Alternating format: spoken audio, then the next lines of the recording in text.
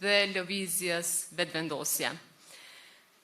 Por ata të cilët e refuzojnë verdiktin e qytetarëve do ta marrin përgjigjen edhe një herë, kjo ditë do të jetë 7 qershori. Por të dashura vajza dhe gra, ne do të vazhdojmë të qëndrojmë në anën e qytetarëve, sepse askush nuk ka të drejtë ta mbajë peng shtetin vetëm sepse nuk i pëlqen rezultati zgjedhor. Pikërisht në këto rrethana, organizimi merr rëndësi edhe më të madhe, sepse sa herë që politika e vjetër përpiqet ta mbajë peng Republikën, gratë e lëvizjes sot bëhen forca që lëviz përpara.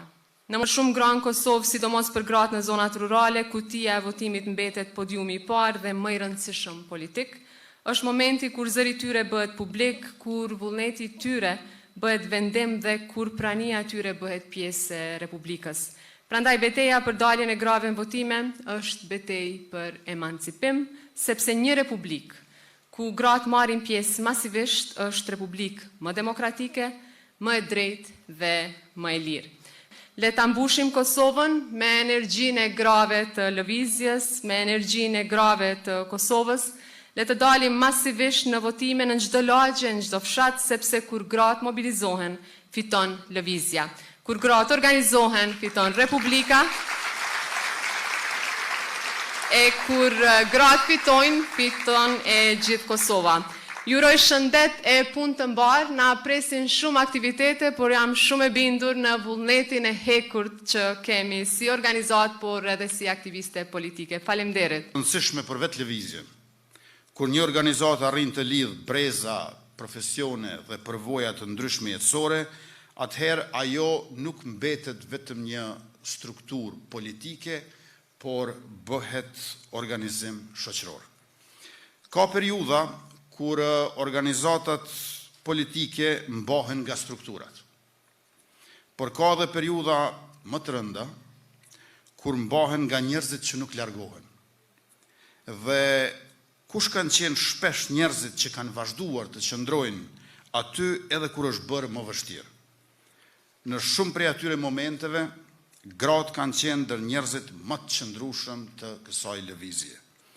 Jo sepse e kanë pasur më lehtë, përkundrazi.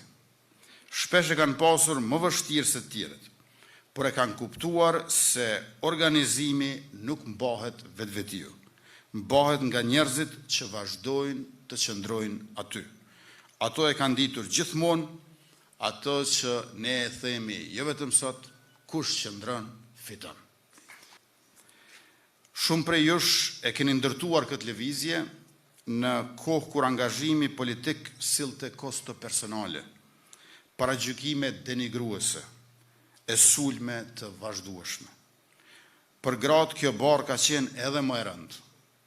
Ka pasur periudha kur gratë e lëvizjes janë sulmuar shumë për mënyrën se si flasin, si duken apo si sillen, sesa për vetë idet a mendimit e tyre politike.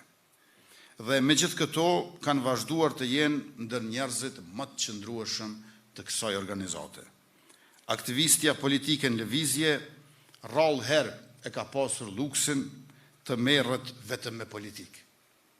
Shpesh ka dalë nga puna dhe ka shkuar drejt në aktivitet. Ka qenë teren gjithë ditën dhe prapu është përgjigjur telefonatave deri vonë në mbrëmje.